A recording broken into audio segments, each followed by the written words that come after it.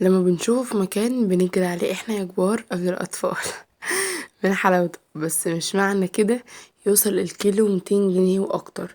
ليه يعني؟ ده هو شوية مية وسكر، وكمان الميزانية متستحملش أي ترفيه. عشان كده هنعمله في البيت بأقل التكاليف وب3 مكونات بس. كنتي هنعمله في البيت زي بتاع بره، متماسك وبأشكال كتير. شايفين المطة والنعومة والتماسك، حاجة 13 يعني من الآخر.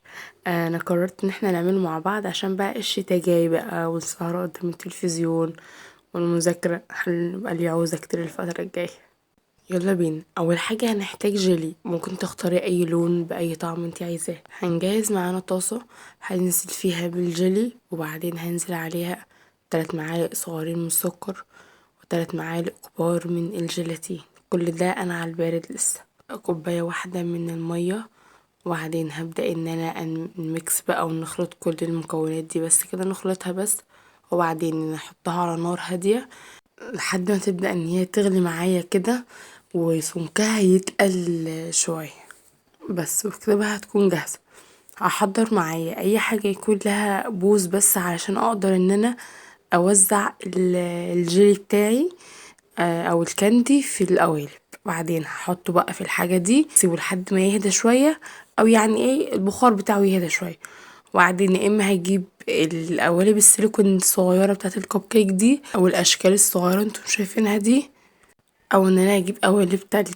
اي حاجة من دول شغالة ماشي، مفيش منها اي مشكلة. انا كنت خايفة فكرة قوالب التلاجة دي ما تنجحش، بس انا كده جربوها. هبطن بس قالب التلج ده بزيت عشان لما اجي اشيله. وبعدين هبدأ ان انا انزل بالكاندي في القوالب اللي معايا دي. وبعدين عملت الاحمر. لو انت عايزه تعملي عملت الاحمر بنفس الطريقه. لو عايزه تعملي لونين على بعض هتحطي الاصفر في التلاجة، او اللون الاولاني يهدى شويه في التلاجة مدة ساعتين لحد ما يجمد.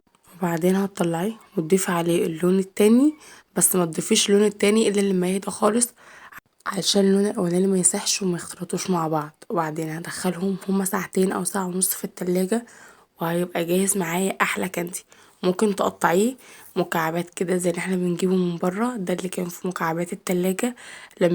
كان في مكعبات التلج، لما اجي اطلعه سكيني كده بس احركه من الجناب واطلعه وبس. الوصفة خلصت.